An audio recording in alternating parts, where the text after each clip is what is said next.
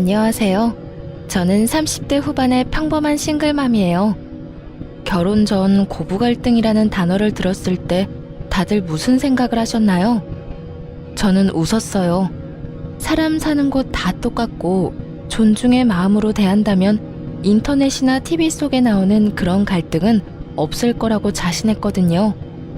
이 얼마나 오만하기 짝이 없는 생각인 건지 지금 그때의 저를 떠올리면 정말 이불에 얼굴 받고 쥐구멍에라도 숨고 싶은 기분이에요. 아들을 가진 부모의 마음이라는 걸 한 번도 가져본 적이 없었으니 짐작도 못했죠. 결혼하는 아들을 며느리에게 뺏긴다고 생각하는 시무가 있을 줄, 그런 건 영화에서나 나오는 거라고 생각했거든요. 그리고 설마 제가 그런 시무를 모시게 될 줄은 상상도 못했으니까요. 정말 처음 만남에서부터 저를 싫어하는 티를 팍팍 냈거든요. 상식적인 인간으로서 만난 지 몇 초도 안 되는 사람에게 기분이 나쁠 일은 없을 거라고 생각해요. 그 전에 누군가가 그 사람에 대해 악담을 퍼붓는 게 아닌 이상, 그리고 제 남편이 그때 한창 저한테 푹 빠져 있었으니 그런 악담을 말하지도 않았을 거고요. 그런데 의외의 부분에서 제가 미움받는 이유를 알아버렸죠. 우리 아들한테 이야기는 많이 들었다.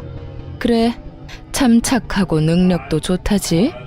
그 나이에 자기 가게 가지고 있는 사람도 드물긴 하지. 그렇다고 뭐든 다 잘하는 완벽한 사람이 있을 리가 없고 분명히 그 외에 어딘가에 하자가 있다는 이야긴데. 그 말은 악담이라기보다는 악의로 가득 차 있었어요. 남편이 제 장점만 말한 것이 시모의 마음을 화나게 만든 거라는 걸 그제야 알게 됐죠. 보통 아들이든 딸이든 자식이 데려올 사람이 괜찮다는 말을 들으면 호기심을 가질 수는 있다고 생각해요. 아니면 능력이 좋은 사위나 며느리를 얻게 되어 좋은 생각을 할 수도 있고요. 그런데 시모는 그런 부분에서는 정말 상식을 초월했죠. 장점이 많으면 어딘가 하자가 있을 거라니. 그 말을 듣고 있던 저도 당황했어요. 엄마, 무슨 말을 그렇게 해? 정말 좋은 사람이야. 누가 뭐래니? 네가 좋다면 좋은 거겠지. 그런데 넌 너한테 좋다고 다른 사람한테도 좋을 거라고 착각하는 것 같네. 이 엄마는 걱정하는 거야. 이렇게 대단한 여자가 왜 우리 아들하고 만날까 하고. 뭐 숨기는 건 없니? 마치 제가 어떤 의도를 가지고 제 자식을 만난 것 같다는 말을 하더군요.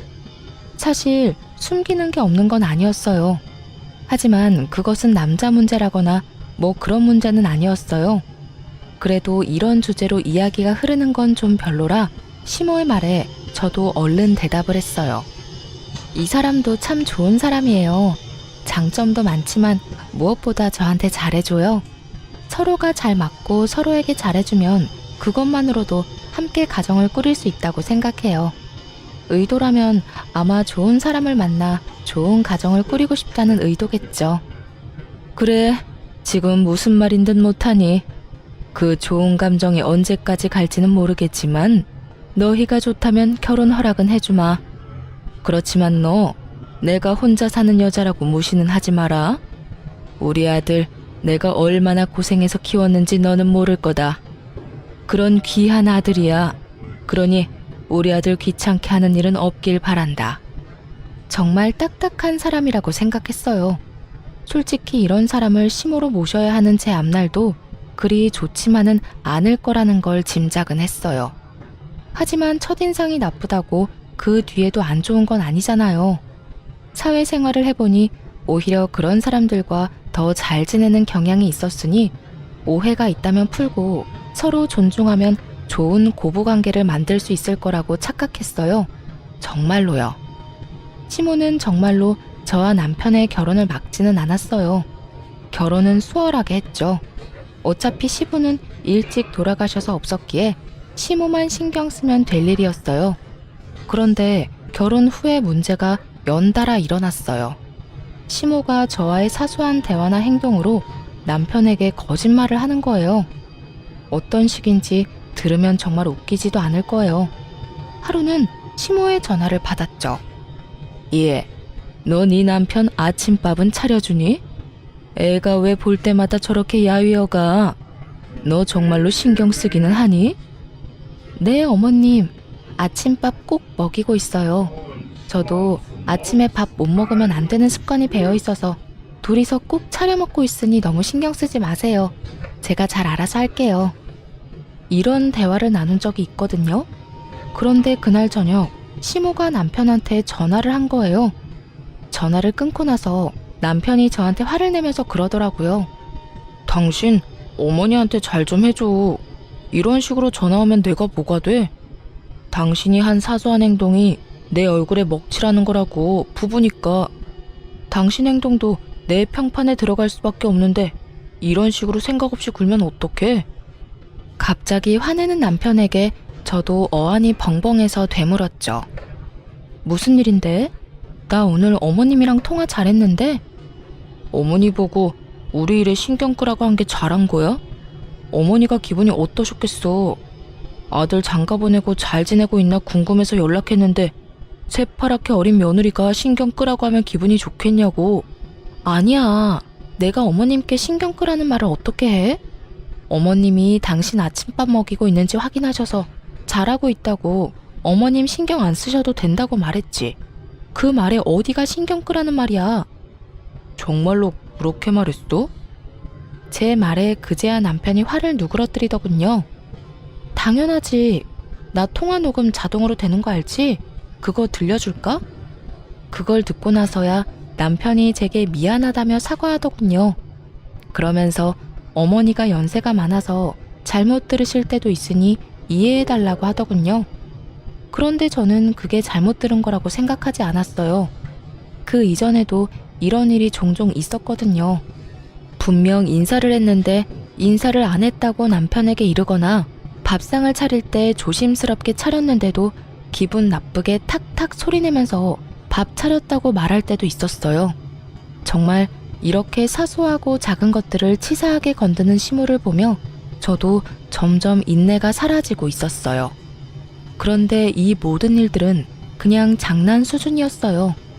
제대로 된 한 방이 그 뒤에 크게 터졌거든요. 바로 제가 아들을 낳고 난 뒤에 일어난 일이었어요. 2년 만에 생긴 아이여서 저도 정말 행복한 날이었거든요. 그런데 출산일에 시모가 올라와서는 슬쩍 그러더군요. 손주가 영 아빠를 안 닮았네. 남편은 기분이 좋아서였는지 시모의 그 말을 농담처럼 넘기더군요. 어머니, 애들은 크면서 바뀐다잖아요. 그래도 나 닮은 것도 있어요. 발이 나랑 똑같잖아. 그러면서 농담으로 넘기니 저도 그때는 웃을 수 있었어요. 그런데 그 뒤에 우리 아들을 볼 때마다 시모가 계속 그 말을 하는 거예요. 아무리 생각해도 얼굴이 네 얼굴이 아니야. 그렇다고 제 어미를 많이 닮은 것도 아닌 것 같은데. 크면서 얼굴이 바뀌어도 엄마나 아빠를 닮아야 하는데 전혀 그렇지를 않으니. 시모만 만나면 이런 소리를 듣는 거예요. 친정에 가면 저랑 많이 닮았다는 이야기를 많이 들었거든요. 이번에도 그냥 넘어가려는데 남편이 뭔가 이상한 표정으로 저를 보더군요. 그날 시모가 돌아가고 나서 남편이 저한테 눈치를 보며 말하더라고요. 우리 아들 친자검사 한번 해볼래? 그 말에 저는 순식간에 분노가 차오르는 것을 느꼈어요. 너 무슨 의도로 그런 말 하는 거야? 어머님이 당신도 나도 안 닮았다는 말 했다고 당신까지 그렇게 생각하는 건 아니지? 정말 화가 머리 꼭대기까지 났어요. 친자검사를 하자고 하는 말 자체가 저의 부정을 전제로 꺼내는 말이라고 생각했거든요. 차라리 남편이 우리 아들이 산부인과에서 바뀐 거 아니냐는 식으로 말했다면 제가 이렇게 기분이 덜 더러웠겠죠. 그런데 남편이 제 외도를 바탕에 깔고 그런 말을 한 것 같아서 기분이 정말 안 좋았거든요. 여보, 아니야. 나 그런 식으로 생각하는 거 아니야. 당신을 의심하는 게 아니라 엄마가 저렇게 완강하시잖아. 매번 그런 소리 듣는 당신도 기분 나쁠 거고 나도 매번 둘 사이에 끼어 있는 것도 그렇고 우리 아들이 내 자식이 아니라고 생각 안 해. 그래도 짜증나. 싫다고. 내가 그런 검사했다는 걸 사람들이 알아봐. 내가 그런 여자처럼 보일 거 아니야. 왜 그런 짓 한 것도 아닌데. 당신 설마 내가 그런 짓 저질렀다고 생각하는 건 아니지? 아니라니까. 엄마 때문에 그래. 엄마 때문에. 당신 기분 나쁜 건 알지만 매번 이러다가 나중에 우리 아들이 들을까봐 그러지. 그럼 당신이 어머님 좀 어떻게 해줘. 당신도 느끼고 있을 거 아니야. 어머님이 유독 나한테 팍팍하게 구시는 거. 이번에도 어머님이 내 외도 의심한 것처럼 보이잖아. 처음에는 농담으로 넘어갔다고 쳐도 그 뒤부터는 그런 이야기가 농담으로 들려? 분명히 그런 생각을 하고 계시니까 그런 말 하시는 거지. 그러니까 해보자는 거야. 엄마가 착각하고 계시는 거니까. 우리가 해서 보여주면 믿을 수밖에 없잖아. 안 그래? 남편의 말은 정말 짜증이 났지만 그래도 검사는 진행할 수밖에 없었죠. 한번 정확하고 확실하게 보여주면 그 뒤부터는 저딴 말 입에도 꺼내지 않겠지 싶었거든요. 그날 하루 잠도 못 자고 꼬박 고민한 저는 시모와 남편을 데리고 유전자 검사하는 곳으로 향했어요. 어머님, 검사하는 거 제가 문제 있어서 검사하는 거 아니에요.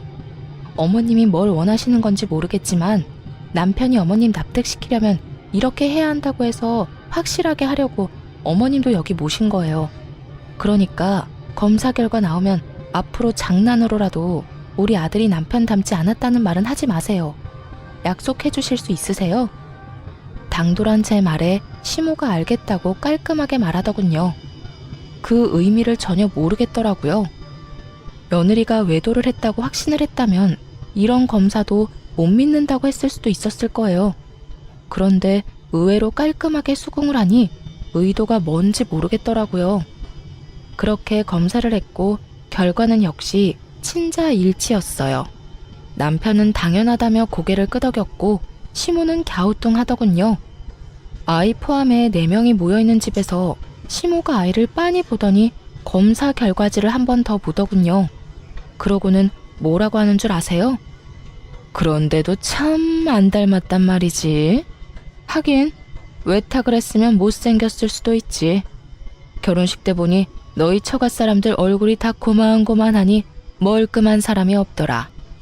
우리 집안 사람들이 그래도 얼굴은 하나같이 잘났는데 외탁을 하니 영 못쓰겠네. 이러더군요. 저희 집 사람들을 모조리 싸잡아 모욕하는 발언에 저는 너무 어이가 없어서 저도 좋은 말이 나오지는 않았어요.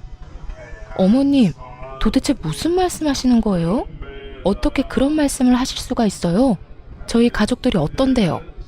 어머님한테 그런 소리 들을 분들 아니거든요? 내가 틀린 말 했어? 맞는 말을 한 거 가지고 왜 이 난리야? 밖에 나가서 지나가는 사람들 붙잡고 물어봐라. 우리 아들만큼 잘생긴 애가 어딨냐? 그런 아들 피 반도 못 따라가는 하자 있는 결과물을 내놨으면 죄송하다고 사죄를 해도 못할 망정 네가 뭔데 화를 내? 새파랗게 어린 게 시어미한테 대드는 꼴이라고는. 이래서 잘난 년은 안 돼. 지 잘난 맛에 사니 어른 공경할 줄을 모르지. 지금 손주한테 결과물이라고 하셨어요? 그리고 제가 무슨 사죄를 해요? 상식을 초월한 발언에 저는 기절하기 직전이었어요. 그만큼 크게 흥분한 적이 처음이었거든요. 화가 너무 나면 말도 제대로 안 나오는 거 아시나요? 머릿속이 엉망이 되더군요. 그리고 너 친자검사 누가 하자고 했는지 아냐? 우리 아들이 하자고 했어. 아무리 봐도 자기랑 안 닮았다고. 내가 그런 소리 한 것도 있지만 그런 이야기 들었다고 마누라 의심할 정도면 너도 행실이 그다지 좋지 못했다는 뜻 아니겠냐? 그 말에 더 화가 났어요.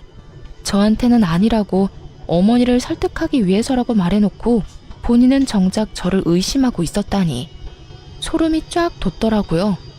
그렇지만 그때는 남편보다 시모에게 더 화가 났어요. 어찌됐건 불을 지핀 건 시모였으니까요. 그리고 순간 그런 생각도 했어요.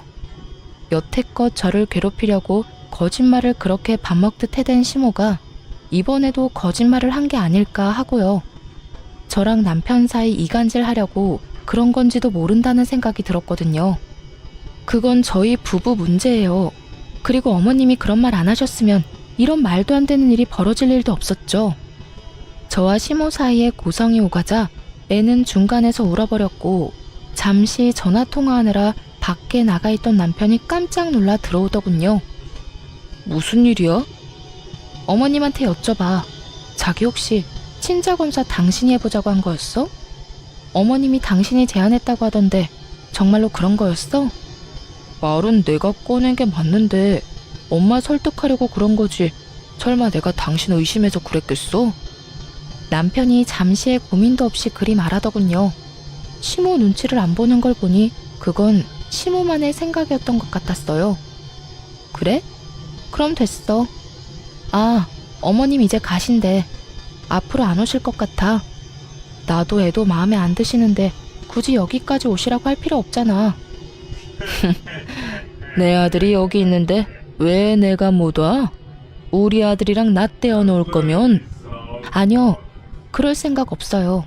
제가 아드님 보내드릴게요. 당신 앞으로 어머님 댁에 자주 다녀.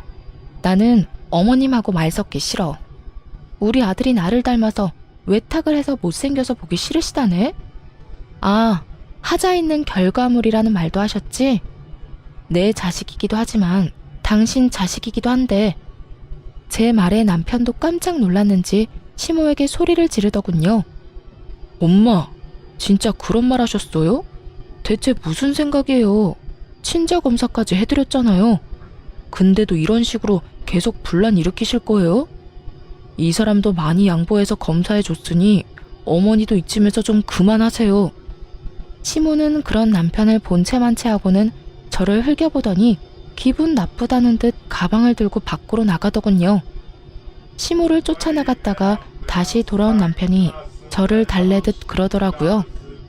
어르신들 늙으면 애 되는 거 알잖아. 그러니까 너무 신경 쓰지 마. 노인이 유치하게 구는 건 이해하는데 너까지 유치해지진 말자. 이해하고 넘어갈 수 있잖아. 왜 그걸 못 참아? 내가 왜 참아야 하는데? 내 가족 욕하는 거 참고만 있으라고? 너는 어디 가서 네 자식한테 하자 있다고 하면 기분 좋겠어? 어떻게 저렇게 생각 없이 굴 수가 있냐고. 내가 마음에 안 들면 나한테만 그러라고. 왜 애꿎은 우리 가족이랑 애까지 건드리는 건데. 세상에 부모 자식 건드리는 사람을 어떻게 용서를 해? 나는 절대 싫어. 그러니까 앞으로 어머니하고 연락 주고받을 거 있으면 당신이 알아서 해. 나는 연락 같은 거 하기 싫어. 남편도 이번에는 시모가 더 나빴다고 생각은 하는지 더 이상 저한테 뭐라 하지는 않더군요. 그리고 연락도 남편이 알아서 다 하고요. 명절 때도 남편이 저를 친정에 데려다주고 시댁을 갔어요. 궁시렁거리는 남편에게 손주도 마음에 안 들어 하시는 양반인데 가서 뭐 하냐고 이야기했더니 그 후로는 권유하지 않더라고요. 그렇게 저는 시모 연락처도 지워버렸어요. 정말 그 시간이 얼마나 평온한지. 얼굴 안 보고 사는 게 진짜 정신건강에 좋더라고요. 그렇게 계속 안 보고 살았다면 좋았을 거예요. 그건 정말 사고가 나는 것처럼 우연히 벌어졌어요. 그날 오랜만에 애기 데리고 외출한 날이었어요. 친정엄마가 오셔서 아기 옷을 사준다고 했거든요. 집안에 계속 있어서 몸도 굳었고 애기 콧바람도 넣어주려고 친정엄마와 백화점 나들이를 다녀오는 길이었어요. 첫 손주의 하나뿐인 손주이다 보니 친정엄마가 제 아들에게 주는 사랑은 한도 없는 신용카드와 같았어요. 뭐든 사주려는 엄마를 뜯어 말렸지만 아이 옷이며 신발 모자에 장난감까지 두 손 가득 종이봉투를 들고 집으로 왔어요. 집 근처 주차장에 차를 주차하고 짐을 꺼냈죠. 그렇게 차 앞을 지나 집으로 들어가려는데 그 앞에서 우연히도 시모와 마주친 거예요. 저와 시모 사이에 있었던 일은 친정엄마에게 말한 적 없었고 어머니나 아버지에게 알리고 싶은 마음도 없었어요. 부모님에게 그런 이야기를 하기에는 두 분에게 너무 죄송하기도 했고 아버지가 생각보다 크게 반응할 것 같아서 아무 말 안 한 거였죠. 그런데 이렇게 친정엄마와 같이 있을 때 마주쳐버리니 인사는 해야겠더라고요. 어머나, 안녕하세요, 사부인. 오랜만이에요. 혹시 애들 보러 오셨어요? 제가 애들을 너무 오래 데리고 있었네요. 저희 어머니가 사근사근 웃으며 시모에게 인사를 했어요. 아니에요. 잠깐 근처 왔다가 들른 것뿐이에요. 그런데 짐이 많네요. 시모는 시큰둥하게 어머니에게 대답하더군요. 저는 시모가 이렇게 시큰둥한 모습도 다행이라며 마음을 쓸어내렸어요. 저번에 싸우고 헤어지고는 처음 만나는 거라 시모가 저한테 욕이라도 했다면 친정엄마도 참지 않았을 테니까요. 아무래도 첫 손주다 보니 마음도 눈길도 많이 가네요. 그래서 애기용품 좀 샀어요. 물론 사부인께서도 신경 많이 쓰셨겠지만 저희에게도 워낙 귀한 손주다 보니 저도 모르게 손이 가더라고요. 어휴, 귀한 분 밖에 세워두면 안 되지. 딸, 얼른 들어가서 시어머니 모셔. 물건은 내가 내일 직접 갖다 줄 테니까. 너 이대로 애 업고 짐까지 들고 못 가. 내일 보자. 친정엄마는 저와 시모를 생각해서 자리를 빠르게 뜨려고 하더군요. 그거 아니더라도 솔직히 사돈끼리 있으면 어색하고 그렇잖아요. 그렇게 친정엄마가 들고 있던 짐을 들고 다시 차로 돌아가고는 손인사를 하고 집으로 갔어요. 저는 생글생글 웃는 낯을 집어치우고 시모에게 물었어요. 여긴 어쩐 일이세요? 너 보러 온 거 아니니까 신경 끄거라. 시모는 냉정하게 말하더니 큰 길로 나가더군요. 수상했어요. 여기에 올 일이 별로 없는데 굳이 저희 집 앞에서 마주쳤다는 것이 참을 수 없이 의심스러웠어요. 그렇지만 지금 당장 무슨 일이 벌어진 건 아니라 찝찝한 마음을 뒤로하고 집으로 향했죠. 그런데 그날 저녁에 남편이 집에 왔는데 시모와 함께 왔더군요. 당신 도대체 뭐 하는 사람이야? 집 안에 있으면서 우리 엄마 못 들어오도록 막은 이유가 뭐야? 뭐? 갑자기 무슨 소리야? 시침이 떼지 마. 엄마가 나 보러 집에 오셨는데 네가 못 들어오게 했다면서 어떻게 시어머니를 밖에다 세워둘 수가 있어? 정말 어이가 없었어요. 시모가 남편 뒤에서 억울하고 서러운 표정으로 말하더군요. 예, 그것만이 아니다. 내 욕을 자기 엄마한테도 했는지 요 앞에서 사부인하고 만났는데 나를 무시하고 밀어내고 얼마나 무례하게 굴었는지 아니? 내가 남편 없이 산다고 이런 취급을 받아야 하니? 내가 나가 죽어야지. 늙으면 콱 죽어야 돼. 오래 살면 험한 꼴 본다더니 며느리랑 사돈댁한테 이런 무시를 다 당하고 또 거짓말을 지어내더군요. 저는 새삼스럽지도 않았어요. 그래서 더 냉정해졌죠. 어머님, 거짓말하지 마세요. 저희 어머니도 저도 그런 적 없잖아요. 제가 밑에서 어머님 마주쳤을 때 여기 무슨 일이냐고 여쭙잖아요. 그때 어머님이 뭐라고 하셨어요? 너 보러 온 거 아니니 신경 끄라고 그렇게 말씀하셨잖아요. 그러고서 큰 길로 가는 것까지 보고 집에 들어왔는데 무슨 말씀하시는 거예요? 지금 뭐 하는 거야? 우리 엄마 거짓말쟁이로 몰아가는 거야? 너 이 정도로 인간 이하인 사람이었어? 우리 엄마 꿀몸으로 나 키우느라 고생하신 분이야. 나한테 의지 많이 하셔서 당신이 화낼 수 있다고 생각해. 그래서 당신이 어머니랑 마주치지 않도록 노력하고 있잖아. 그런데 나 보러 온 어머니 내쫓은 것도 모자라서 당신네 식구들이랑 편먹고 밀치고 무시까지 해. 넌 뭐가 그렇게 잘났어? 너희 가족은 뭐가 그렇게 잘나서 남의 부모 무시해? 가만 보면 너뿐만이 아니라 너희 가족들은 아나무인의 무례한 사람들밖에 없네. 더럽게 비싼 척 굴기만 하고. 친정 사람들을 싸잡아 욕하는 남편놈을 보며 저는 순간 말이 안 나왔어요. 기가 막혀 남편을 쳐다보고 있노라니 그 뒤에 서 있던 시모 얼굴에 슬그머니 미소가 번지더군요. 이 사람이 또 제 뒤통수를 치려고 작정했나 보다 싶었어요. 제가 아무 말도 없으니 남편이 더 기세등등하게 입에서 더러운 말을 쏟아내더군요. 윗물이 맑아야 아랫물이 맑은 법이야. 당신 어머니가 예의를 모르고 사돈 보기를 우습게 보니 당신도 우리 엄마한테 그렇게 싸가지 없게 굴었겠지. 친정엄마를 모욕하는 남편 말에 저도 더 이상 참지 못했어요. 당신이 나한테 그런 말 할 자격이나 있어? 그리고 이런 말 한 거 책임질 수는 있어? 책임? 책임은 네가 져야지. 우리 엄마 이렇게 만든 거 다 네 탓이잖아. 그래? 그럼 진짜로 누가 잘못인지 알아보자. 두 사람 다 어디 가지 말고 거기 앉아서 기다리세요. 저는 친정어머니에게 연락해서 오늘자로 찍힌 블랙박스 영상 보내달라고 했어요. 그러자 시모 얼굴이 새파랗게 질리더군요.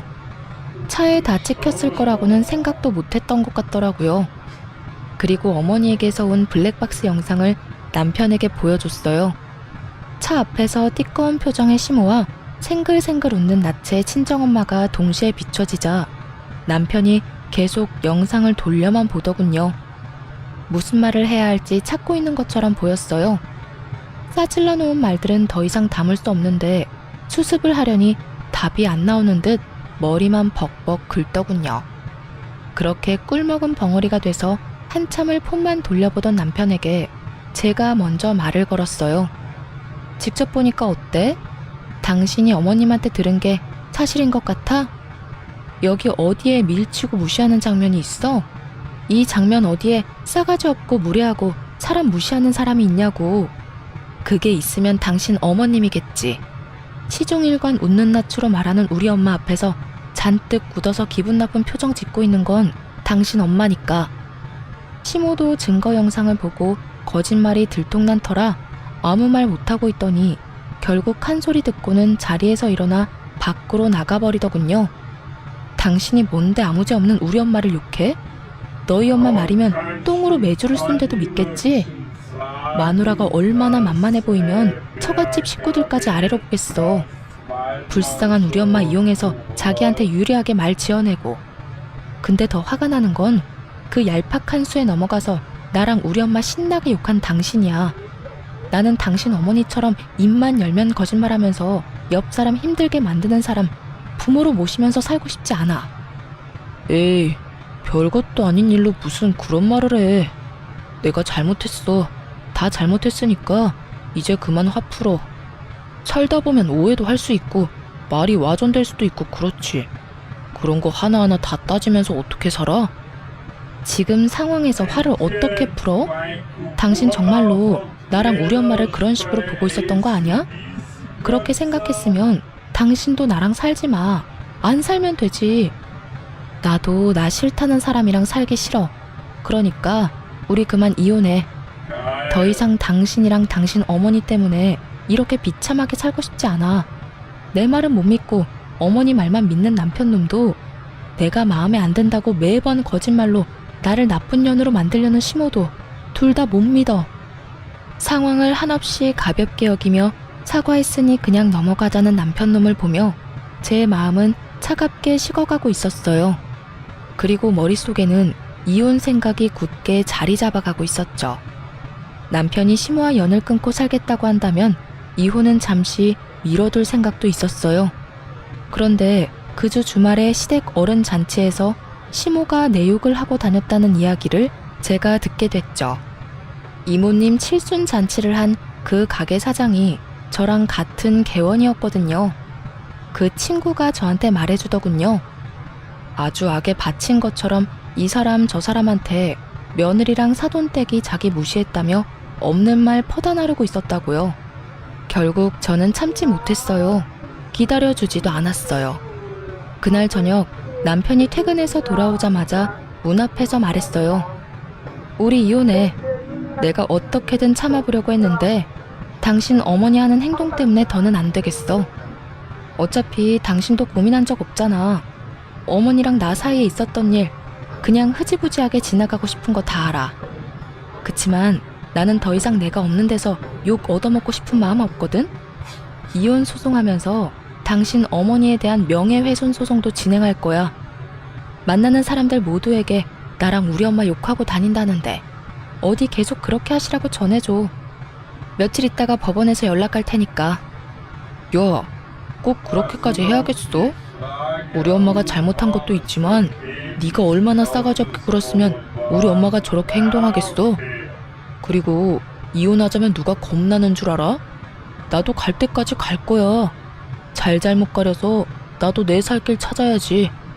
그리고 어차피 나보다 당신이 가진 게 더 많으니 재산 분할해도 나한테 더 유리하거든? 남편과 같이 살고 있는 신혼집은 제가 결혼 전부터 살고 있던 곳이었어요. 남편은 이 집이 제 명의로 된 집이라고 알고 있었죠. 아마 제 집을 재산 분할하게 될 거라고 착각하고 있는 모양이더군요.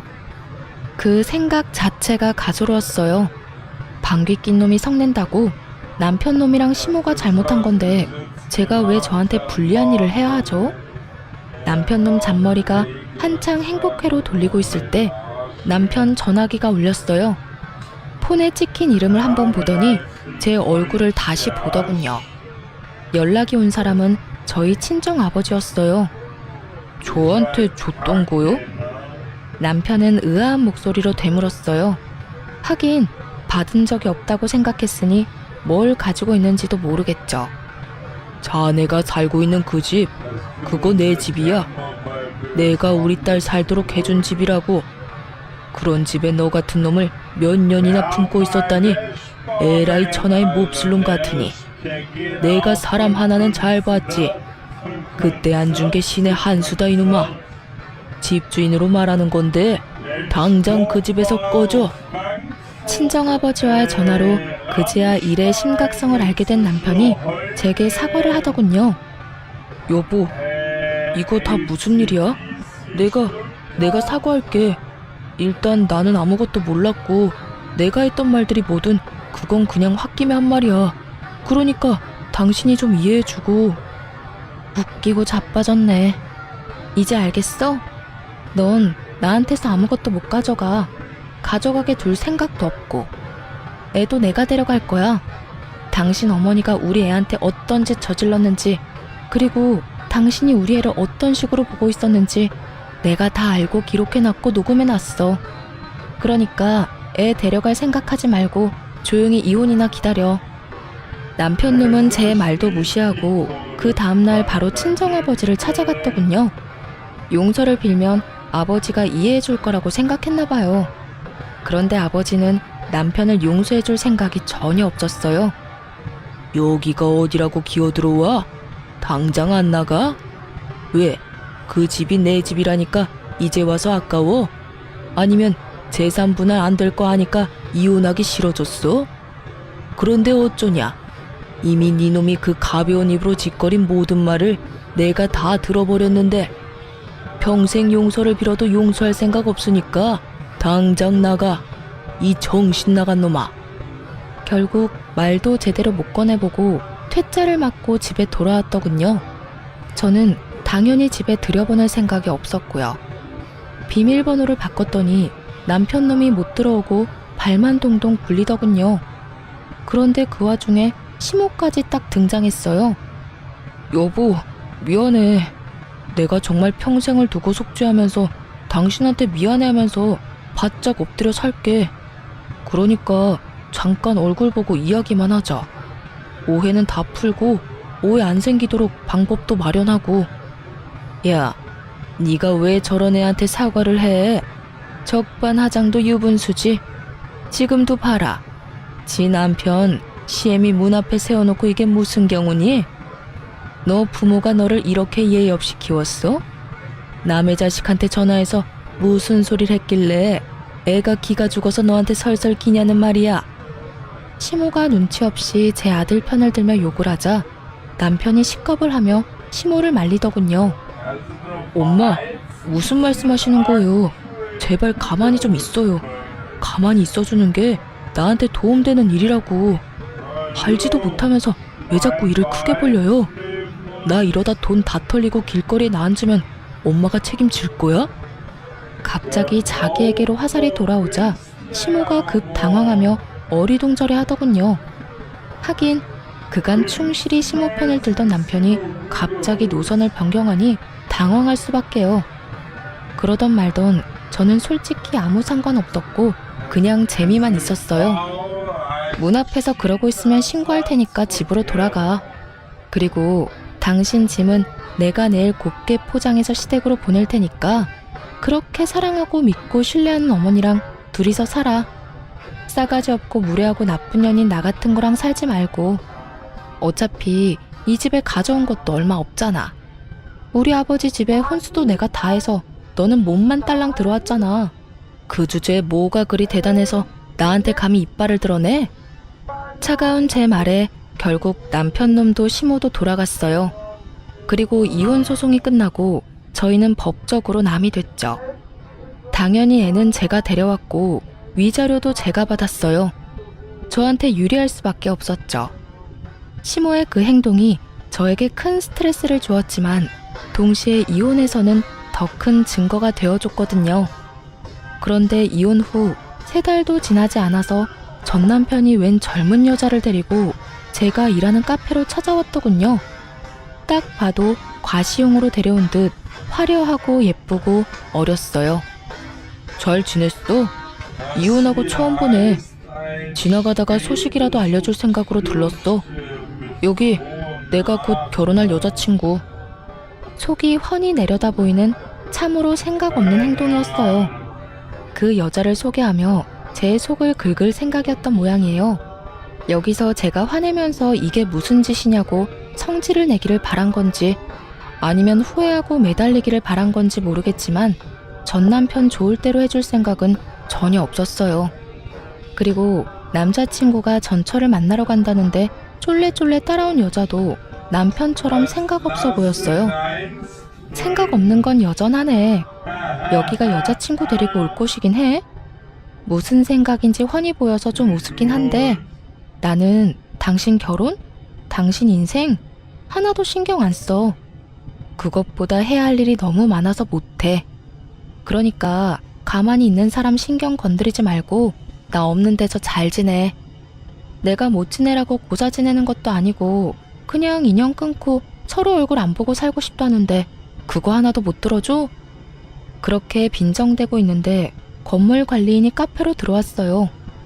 사장님, 2층에 빈 상가 어느 업체랑 계약하실지 결정은 하셨어요? 지금 연락해온 사람들 모두 안달이 났는지 어디로 할 거냐고 난리예요. 장사도 잘 되는 데다가 상권도 좋고 건물 관리도 잘 돼 있으니 다들 탐이 나긴 하겠죠. 너무 늦어지면 곤란하니까 오늘 중으로 결정했으면 싶은데 사장님 생각은 어떠세요? 나이 지긋한 남편도 종종 카페를 오가며 알고 지냈던 건물 관리인이 제게 빈 상가 계약건에 대해 묻자 전 남편이 얼굴이 잿빛이 되더군요. 아저씨는 어때요? 솔직히 입점시킬 때 멀쩡한 사람 안 들어오면 다들 스트레스만 받는 거 아시죠? 스트레스야 사장님이 받지 일개 관리인인 제가 받을 일이 있나요? 그래도 앓는 소리 한 거 치고는 건물 경영도 제대로 하시잖아요. 이 건물 받고도 이 정도로 잡음 없으면 건물주 할 능력은 되고도 남는 거죠. 관리인과 농담을 하며 이야기를 하는 내내 전 남편은 저와 관리인을 번갈아가며 이야기에 집중하더군요. 그리고 관리인이 나가자마자 저한테 물었어요. 당신이 왜 2층 상가 계약을 결정해? 그리고 건물을 받아? 왜긴 이 건물이 내 건물이니까 그렇지. 2층 상가 하나가 비었는데 거기 들어오려고 여러 업체에서 연락이 오는 바람에 요즘 좀 바쁘거든. 그래서 당신이 내 신경 건드리려고 하는 이런 짓들이 정말로 하찮고 짜증나. 시간도 없는데 이렇게 당신의 그 어이없는 놀이에 어울려주는 것도 시간 낭비라고 생각하니까. 제 말에 남편 눈이 확 커지더군요. 이게 당신 거라고? 이 건물이? 가게가 아니라? 그래, 이 건물 원래 아버지 거였거든. 그런데 나 이혼하면서 아버지가 나한테 줬어. 아버지가 나 결혼할 때 당신 모르게 나한테 요구한 게 있거든?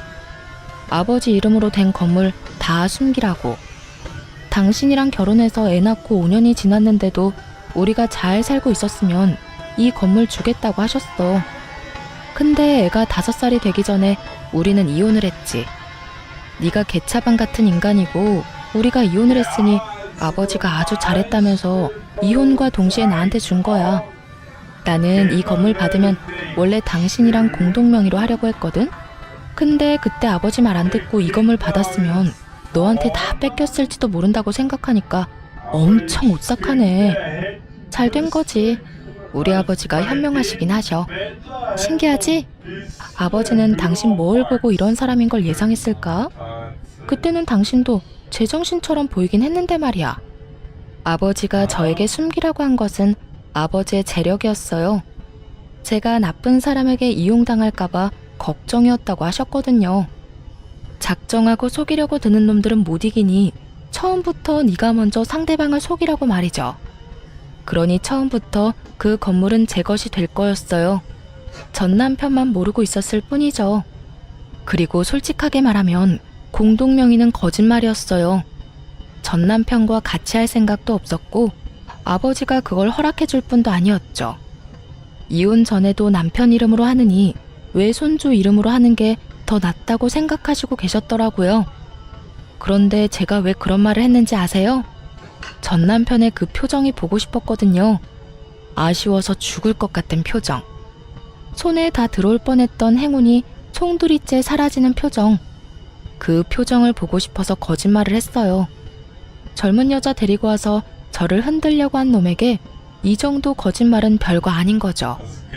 제 작전이 잘 먹힌 건지 전 남편은 환장하겠다는 표정을 그대로 지어 보인 채 죽을 상을 하고는 그대로 가게에서 나갔어요. 그것도 데려온 여자친구도 내버려 두고 말이죠. 정말로 만에 하나 전 남편이 저와 아들에게 정말 잘하고 친정에도 살뜰하게 잘해줬다면 아마 저는 이 건물을 공동명의로 하자고 아빠한테 말했을지도 몰라요. 제 가족을 자기 가족처럼 여기는 사람이라면 당연히 믿을 수 있었을 테니까요. 하지만 슬프게도 전 남편은 그런 사람이 아니었어요. 그리고 그 시모는 더더욱 도움되는 사람도 아니었죠. 그렇게 헤어지고 떠난 전 남편에게서는 안 좋은 소식만 내내 들려오더군요. 단골 손님 중에 남편과 같은 직장에 다니는 사람이 있었거든요. 순서로 치자면 남편이 그 손님을 저희 가게에 데려와서 저희 가게 단골이 된 사람이었죠. 솔직히 전 남편과 이혼할 때 단골을 잃을까봐 걱정을 많이 했어요. 남편이 데리고 온 손님들도 제법 있었으니까요. 그런데 그 사람들도 저희의 이혼에 남편과 시모의 잘못이 많다는 걸 어렴풋이 알고는 있더라고요. 그러니 아무 거리낌 없이 가게에 올 수 있는 거고요. 그 손님이 전 남편 재혼하는 결혼식에 갔었다고 하더라고요. 언니, 그 결혼식을 언니가 봤으면 배꼽 빠지게 웃었을걸? 내가 언니였으면 거기서 진짜 배꼽 잡고 웃어줬을 건데. 그러지 못해서 아쉬울 정도로 재밌었어. 결혼식이 다 거기서 거기지. 웃길 게 뭐가 있어? 언니가 못 봐서 그래. 세상에 재혼할 여자한테 눈길도 안 주고 뭐가 그렇게 화가 나는지 얼굴은 잔뜩 화가 나서 씩씩대는데 이럴 거면 왜 결혼하냐고 사람들이 다 수군댔다니까. 왜 그랬나 싶었는데 결혼식 날짜가 전 남편이 재혼할 여자 데리고 온 바로 다음 날이었더라고요. 하긴 결혼식 전날에 소나기에 들어올 뻔한 건물이 다 날아갔다는 말을 들었으니 결혼할 맛이 안 날 수밖에요. 게다가 딱 봐도 사랑해서 결혼하는 거라기보다는 저 열받으라고 하는 결혼 같았거든요. 정말 그 여자를 사랑했다면 전처 일하는 곳엔 데려오지도 않았을 테고 결혼식도 그렇게 빨리 하지는 못했을 테니까요. 사람들 눈과 소문으로부터 사랑하는 여자를 지키려면 결혼식도 연애도 신중하게 해야 했을 텐데 그런 게 아닌 거 보면 정말 홧김에한 결혼이라는 말밖에 안 되잖아요. 그런데 이야기를 들으면 들을수록 이혼하길 잘했다는 생각이 들더군요. 요즘 그 집안 돌아가는 상황이 영 심상치 않다고 했어요. 전 남편은 자기한테 왔어야 할 재산이 시모 때문에 모조리 날아갔다며 시모 탓만 하며 모질게 굴고 있다고 하더군요. 물론 시모가 가장 많이 잘못하긴 했지만 자기 잘못도 충분히 있는데 그렇게 싸고 돌던 시모를 탓하는 걸 보니 제가 뿌린 씨앗이 남편에게 큰 스트레스를 준 게 분명해 보였죠. 그리고 재혼한 그 젊은 여자도 제 남편 따라 시모에게 손찌검을 하며 퍼드린 일이나 시킨다고 해요. 그런데도 시모는 찍소리도 못하고 아들 눈치 보며 새파랗게 어린 여자가 하라는 대로 군말 없이 시모처럼 일하고 있다고 하더라고요. 시모는 여우 피하려다 호랑이를 만난 거죠. 물론 제가 여우는 아니었고 시모가 저를 여우로 만들고 싶을 뿐이었지만 결과적으로는 그렇게 됐죠. 그렇게 두 사람이 평생을 후회했으면 좋겠어요. 저와 제 아들이 얼마나 자신들에게 도움이 될 존재였을지 속으로 끊임없이 생각하기를 바랬어요. 이게 제가 그 사람들에게 받은 모욕과 멸시를 되갚아줄 가장 좋은 복수라고 생각했거든요. 전 남편 집안 돌아가는 꼴을 보아하니 제가 원하는 대로 흘러가는 것 같아 속이 시원했어요. 손님이 마지막에 그러더라고요. 언니, 이혼 진짜 잘했어요. 나였으면 일찌감치 돌아버렸을지도 몰라요. 그 이야기를 들으니 이혼 후 마음고생한 게 몽땅 사라지는 기분이 들었어요. 이혼 후에 사람들 눈과 소문이 엄청 신경 쓰였거든요. 이혼 부부가 다들 그럴 거라고 생각해요. 쉬쉬하며 숨기고 싶을 테지만 이렇게 지지와 응원을 받으니 마음이 얼마나 놓이던지. 앞으로도 저는 아마 혼자 살 것 같아요. 남편과 시댁이라는 것에 크게 당했으니 굳이 그 지옥을 내 발로 걸어가고 싶지는 않거든요. 실패는 한 번으로 족하다고 생각하고 제 인생에 더 이상 결혼은 없다고 생각하기로 했어요. 사연 이야기는 여기서 끝이 나겠지만 제 인생은 좀 더 아름답게 꽃필 것을 기대해봅니다. 지금까지 들어주신 모든 분들 모두 감사합니다. 좋은 하루 되세요.